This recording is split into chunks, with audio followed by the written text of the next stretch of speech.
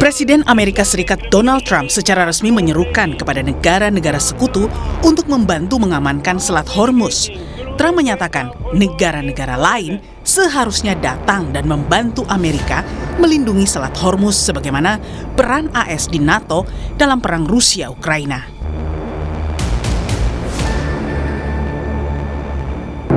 We are talking to other countries about working with us on the policing of the strait, and I think we're getting good response. And we're always there for NATO. We're helping them with Ukraine. It's got an ocean in between us. Doesn't affect us, but we've helped them. It'd be interesting to see what country wouldn't help us with a very small endeavor. Some of the countries have a certain type of boat that could help us. Some of the countries would be a little helpful. Remember, it only takes a couple of people to screw up the strait, a couple of terrorists. You don't need their military is defeated, but all you need is a few people dropping mines here and there, and you louse it up. So we need. Menanggapi seruan Trump, Menteri Luar Negeri Jerman menilai sejauh ini pihaknya tak melihat peran bagi aliansi pertahanan NATO untuk menangani blokade Selat Hormuz. Sementara Menlu Belanda juga memilih untuk tidak mengirimkan kapal bantuan ke Selat Hormuz karena situasi yang rumit dan sensitif. Ich sehe auch gar nicht, dass die NATO irgendeinen Beschluss gefasst hätte in diese Richtung oder zuständig werden könnte für die Straße von Hormuz. Wenn das der Fall sein sollte, dann würden sich die NATO-Gremien damit entsprechend befassen. Wir werden ja heute diese Frage hier auch miteinander diskutieren. Und natürlich hat jeder ein Interesse daran, dass die Freiheit der Seeschifffahrt garantiert wird. Das gilt für das Rote Meer. Und das ist der Auftrag von Aspides. Genauso wie voor die straße van Hormuz. Op dit moment is het natuurlijk zo dat heel veel delen van de wereld, zowel NAVO als niet-NAVO-partners, met zorg kijken naar wat er in de straat van Hormuz, maar in de brede regio gebeurt. Dus dat je kijkt met internationale partners wat er zou kunnen, dat lijkt me ook logisch. Alleen tegelijkertijd, ik zie ook niet 1, 2, 3 dat als een aantal schepen sturen dat het opgelost is. Het is een hele gevoelige, hele sensitieve situatie. Terkait penutupan Selat Hormuz, pejabat diplomatik tertinggi Iran kembali menegaskan Selat Hormuz hanya ditutup bagi kapal-kapal milik Amerika Serikat, Israel, dan sekutu-sekutunya. Ia menambahkan Iran tidak meminta gencatan senjata, bahwa perang harus diakhiri dengan cara yang memastikan hal ini tidak terulang lagi. از کشورهای دیگه میخوان بیان کمک بکنن بهشون برای اینکه تنگه هرمز همچنان باز بمونه که البته از نظر ما باز هست فقط بسته است به روی دشمنان ما به روی کسانی که به کشور ما تجاوز ناجوانمردانه را انجام دادن و متحدینشون هیچ پیامی ارسال نکردیم تقاضای آتش بس نداریم ولی این جنگ باید خاتمه پیدا بکنه به صورتی که دیگر تکرار نشود.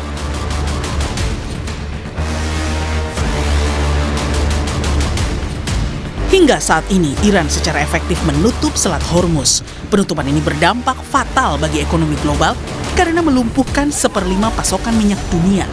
Penutupan saat ini juga tercatat sebagai gangguan distribusi terbesar sepanjang sejarah.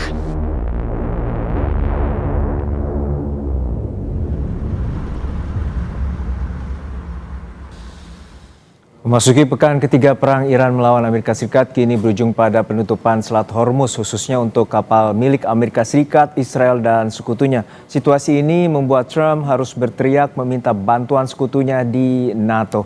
Namun faktanya permintaan itu ditolak mentah-mentah. Lantas selain menutup Hormuz, apa strategi Iran hingga tidak goyah sampai saat ini? Kita akan membahasnya bersama dengan pendiri Synergy Policies Dina Prapto Raharja dan pengamat militer Anton Ali Abbas. Selamat sore Mbak Dina dan juga Mas Anton, semoga sehat-sehat selalu.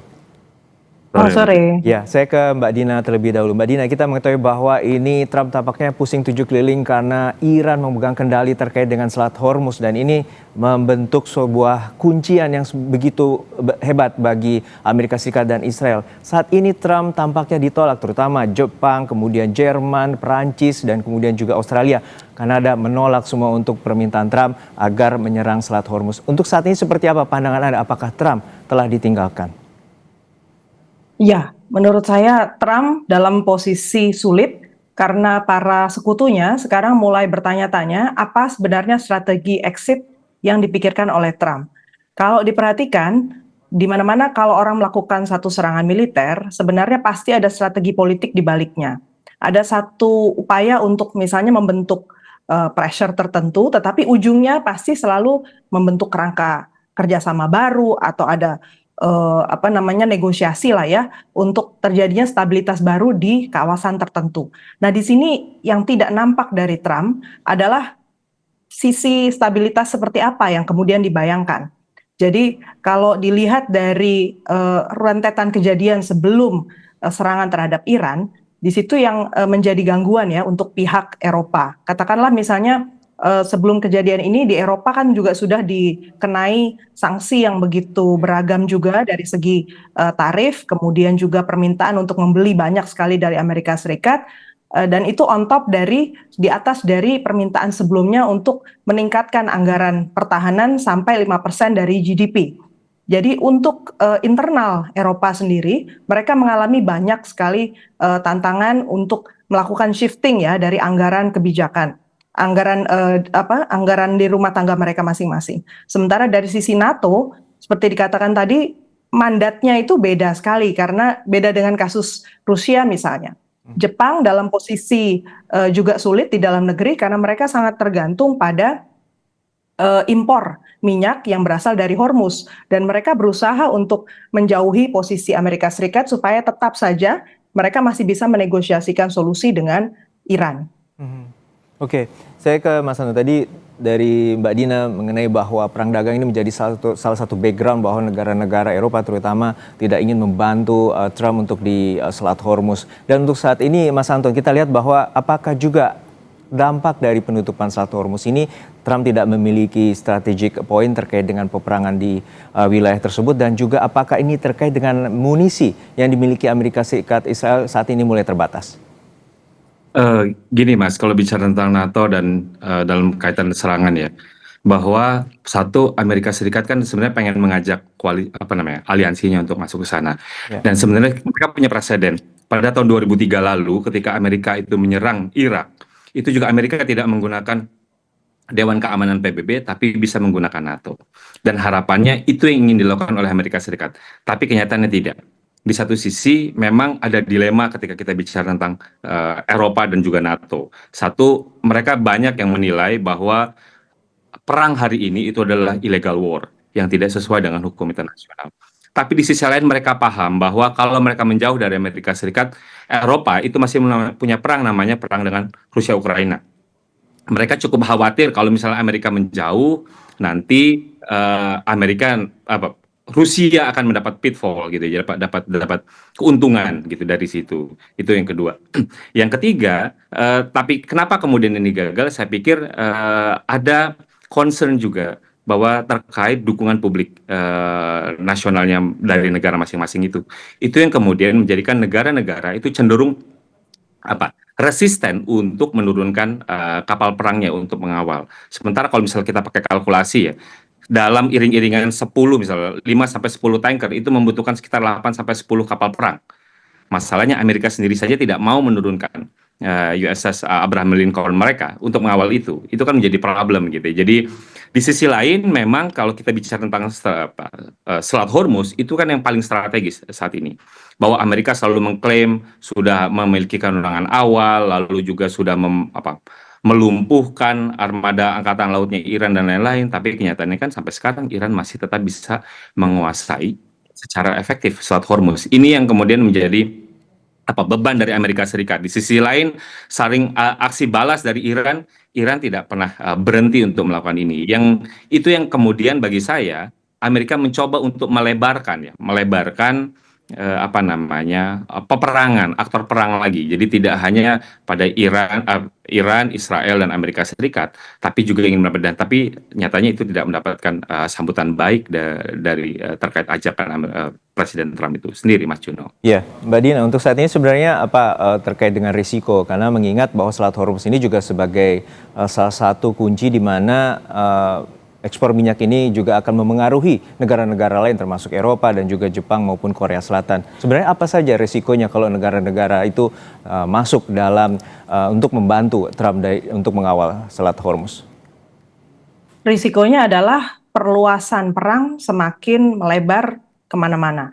Seperti kita lihat, Israel saja memutuskan untuk menyerang Lebanon dan kemudian membangkitkan gerakan yang semua selama ini mendukung Iran untuk juga mendukung sepenuhnya Iran. Bahkan Selat Bab El Mandeb itu sudah mulai juga dibicarakan kemungkinan bisa ditutup oleh kalangan di Yemen. Itu menunjukkan bahwa kita nggak bisa bicara bahwa ini dilokalisir ya. Ketika Amerika Serikat memanggil lebih banyak pihak untuk terlibat, artinya konsekuensi perang lebih lama dan lebih sulit untuk dibuatkan exitnya itu semakin tinggi. Jika terjadi demikian, maka konsekuensinya tentu saja satu, perlintasan minyak dan gas menuju Asia itu akan terganggu. Demikian pula negara-negara yang bergantung pada ekspor dari daerah Timur Tengah seperti Eropa juga akan terganggu. Jadi saya melihat faktor ekonomi ini menjadi satu hal yang jelas-jelas akan lebih sulit diselesaikan kalau masalah ini melebar kemana-mana. Oke, kita lihat bahwa dalam sejumlah titik bombardir dari Amerika Serikat ke Israel ke Iran terus menerus hingga saat ini, dan tampaknya Iran juga masih belum terkalahkan dan masih juga mampu melakukan penyerangan. Apa yang menyebabkan dan apa bagian hingga Iran hingga saat ini masih terus melakukan perlawanan dan juga memiliki daya jelajah untuk rudal maupun drone? Kita akan bahasnya usai jeda hanya di Kompas Petang.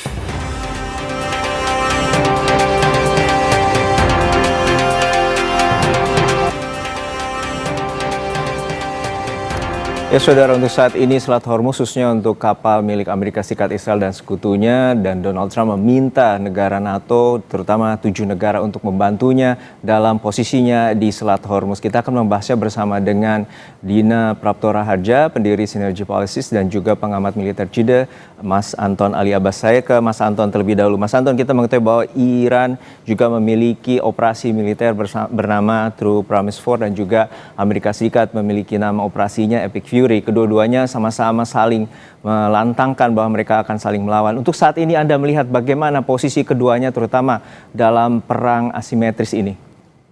Ya, Mas, kalau misalnya ngomong tentang peperangan itu, pasti kita akan bicara apa strategi goals-nya. Problemnya adalah dari awal Amerika tidak pernah membuat secara rinci dan pasti apa strategi goals dari operasi Epic Fury ini. Itu yang kemudian orang menjadi menerka-nerka, ini sebenarnya apa sih targetnya? Apakah ini cuma untuk dismantling senjata nuklirnya, mengganti rezim atau apa? Ini kita nggak jelas. Sementara kalau bagi Iran jelas, strategi goals-nya ketika kita bicara tentang perang asimetris adalah semakin lama dia bertahan, itu menandakan bahwa dia menang. Gitu. Itu cuma cari satu itu aja. Jadi nggak perlulah dia harus 500 peluru per hari untuk nyerang Israel dan posisi Amerika. Cukup dia 10 setiap harinya secara konstan, itu bagilah sebuah kemenangan kalau kita bicara tentang perang asimetris.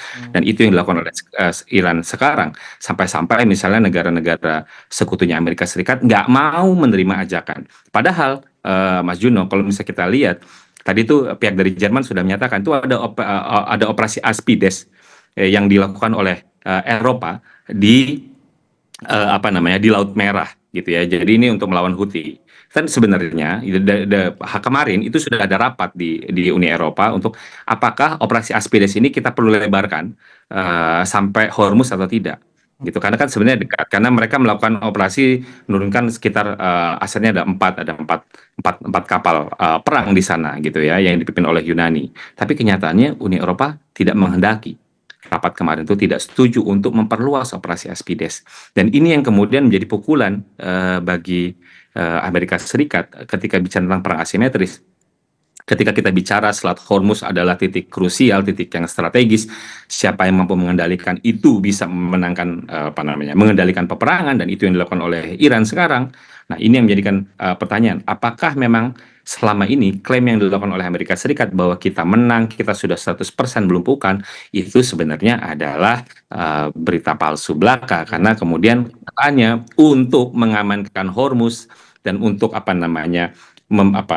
membuat pelayaran itu aman kembali, lebih dari 10 kapal lewat, itu ternyata tidak mampu dilakukan oleh Amerika Serikat. Itu Mas Yuno. Baik, Mbak Dina, kita mengetahui juga bahwa perang 12 hari terjadi pada Juni tahun lalu, dan ini apakah juga salah satu bagian di mana Iran juga mendapatkan bantuan dari Cina maupun Rusia pasca perang 12 hari, dan saat ini salah satu bagian bahwa Iran hingga saat ini belum terkalahkan? Menurut saya salah satu faktor yang menarik dalam perang yang kali ini yang dimulai tanggal 28 Februari 2026 itu adalah bahwa titik diplomasi justru dijadikan satu momentum baru ya, punya momentum baru lah untuk kemudian menarik perhatian dunia di tengah multilateralisme yang dihancurkan habis-habisan oleh Amerika Serikat. Kalau kita perhatikan dari intonasi, kemudian pertanyaan-pertanyaan negara-negara dunia yang tadi diminta tolong oleh Trump, di situ nampak bahwa justru orang memilih untuk menahan diri. Negara-negara berusaha untuk menahan diri karena mempertanyakan tadi, apa sih sebenarnya keseimbangan baru yang mau dicari? Kalau dikatakan memang Iran itu berbahaya di kawasan, kemudian titik keamanan seperti apa yang mau diciptakan? Dan nggak mungkin kan setiap saat, setiap waktu harus dijaga lewat senjata begitu dengan military intervention. Jadi berbeda dengan bulan Juni, Iran waktu itu masih sendirian dan waktu itu dia disudutkan betul untuk masuk ke meja perundingan. Dan inilah juga yang menyebabkan Iran kemudian marah besar ya, kali ini mengatakan tidak ada ceasefire, tidak ada gencatan senjata, nggak ada permintaan negosiasi karena sudah berusaha negosiasi berkali-kali, selalu diserang pada saat mereka memutuskan untuk memberikan konsesi. Jadi menurut saya di sini ada titik terang baru bahwa cara-cara kekerasan yang selama ini dikobarkan oleh Donald Trump sejak dia memimpin, bahkan dia secara resmi ya bulan November kemarin mengubah Department of Defense di Amerika Serikat, namanya berubah menjadi Department of War, Departemen Perang gitu kan, itu ternyata tidak mendapatkan simpati di dunia. Ya. Apakah ini juga bagian bahwa saya juga melihat bahwa dari Menlu Iran Abbas Araghchi juga menyatakan bahwa tadi Anda menyatakan bahwa tidak ada negosiasi dan pintu tertutup dan juga Selat Hormuz tertutup bagi Amerika Serikat dan sekutunya. Namun diplomasi yang ia buka adalah membuka komunikasi dengan negara-negara lain bila kapal tankernya ingin melewati Selat Hormuz. Dan ini salah satu sebuah kunci bahwa Iran memiliki peran penting di Selat Hormuz. Tanggapan Anda? Ya, betul sekali. Kalau menurut saya Iran walaupun selama ini mengalami isolasi, embargo, dan dengan situasi yang demikian terjepit ya, dia masih berusaha untuk survive dan membangun kekuatan jaringan bawah tanah, terlepas dari apa yang dia kembangkan secara ideologis, Sunni, Syiah, dan seterusnya di Timur Tengah, kenyataannya Iran selalu berusaha untuk berjalan di koridornya gitu ya. Jadi kalau diperhatikan dalam konteks serangan Israel dan Amerika Serikat, justru yang harus dicermati kali ini adalah bahwa upaya untuk meluaskan perang itu ternyata munculnya dari Israel dan Amerika Serikat dengan dua motif yang berbeda. Amerika Serikat menginginkan bahwa konsep Amerika itu power yang besar dan tak terkalahkan itu diterima di dunia, sementara konsep Greater Israel atau Israel Raya itu mengemuka karena sebelum kejadian ini Israel melakukan berbagai macam serangan ke negara-negara tetangga dan menyebabkan begitu banyak kerusakan infrastruktur yang juga mengganggu tatanan di kawasan. Ya, terakhir ke Mas Anton Ali Abbas. Mas Anton, kita mengetahui bahwa ini tampaknya hegemoni Amerika Serikat di kawasan Timur Tengah mulai tergoyahkan. Untuk saat ini Anda melihat seperti apa yang dilontarkan oleh Amerika bahwa Iran akan segera berakhir atau Iran akan segera kalah, namun sebaliknya Iran menyatakan bahwa operasi Epic Fury ini bahkan menjadi Epic Mystic atau Epic Fear. Seperti apa Anda melihat bahwa Amerika Serikat dalam pekan ke depan ini akan melancarkan beberapa serangan ataupun taktik dan strategi untuk menyerang Iran? Ya, pertama terkait diplomasi tadi, Mas. Jadi Uni Eropa bukan berarti tidak memperhatikan itu. Uni Eropa juga punya concern terhadap perang ini, tapi mereka ingin mengedepankan upaya diplomasi, upaya damai. Itu satu. Apakah kemudian upaya itu kemudian tidak dilakukan oleh pihak lain? Jawabannya iya. Buktinya apa? Buktinya Presiden Putin itu sebelumnya adalah pernah menelpon Presiden Iran pada Jumat lalu untuk terkait bagaimana cara keluar dari peperangan ini, termasuk juga kemudian dilanjutkan dengan Presiden Trump menelpon Presiden Putin untuk menjadikan cari solusi. Artinya apa? Negosiasi walaupun secara verbal, secara eksplisit itu dilakukan, tapi di belakang layar itu dilakukan. Ada banyak pihak yang mengupayakan itu. Lalu apa kemudian the next-nya gitu ya? Bagi saya ini kemudian menjadi menarik. Satu, Iran memainkan power yang cukup baik di sini dalam hal ini ketika kita bicara tentang peperangan asimetris. Bisa jadi kalau peperangan ini kemudian berakhir, jadi entah itu nanti dua-duanya mundur gitu ya, tanpa ada perdamaian gitu. Tapi kemudian Iran bisa jadi menyampaikan pesan. Ke depan Amerika harus punya pilihan. Tetap untuk mengedepankan kepentingan Israel dalam hal ini gitu, atau memperhatikan tekanan global dalam hal ini ekonomi. Itu satu. Kedua yang harus dilihat juga adalah ketika Iran secara berhasil itu menghancurkan aset-aset Amerika Serikat di kawasan, di Teluk, dan termasuk juga interceptor yang dimiliki oleh negara-negara Teluk itu juga berkurang drastis. Di sisi lain ada faktor Cina di sini. Cina itu melakukan sama cukup banyak di sini. Jangan-jangan kemudian pasca dari peperangan ini negara-negara Teluk kemudian mulai berpaling untuk melihat pada Cina. Mereka tahu bahwa satu, negara Teluk kemudian terancam gitu ya keamanannya. Kedua, mereka tahu bahwa Iran sama Cina ini dekat. Jadi mau tidak mau bersalaman bergandengan tangan dengan Cina itu menjadi pilihan yang rasional, dan ini yang kemudian nanti akan kita lihat apakah peta geopolitik di kawasan Timur Tengah yang tadinya condong ke Amerika Serikat, kemudian pendulumnya kemudian bergerak ke tengah, bisa jadi kemudian bergesernya ke arah lebih kepada Cina karena melihat bagaimana kemudian aset-aset Cina, aset-aset Amerika hal ini itu banyak dilumpuhkan. Kita lihat kembali bagaimana sentrifugalnya, apakah juga akan berubah menjadi petrodolar atau menjadi petroyuan yang seperti kita lihat bahwa Selat Hormuz ini menjadi kuncian dari Iran untuk melihat geopolitik terutama di Timur Tengah. Terima kasih sekali lagi Mas Anton Ali Abbas, pengamat militer dari Jeddah, dan juga Mbak Dina Praptora Harja, pendiri Synergy Policies, telah berbagi perspektif bersama kami di Kompas Petang. Sehat-sehat selalu.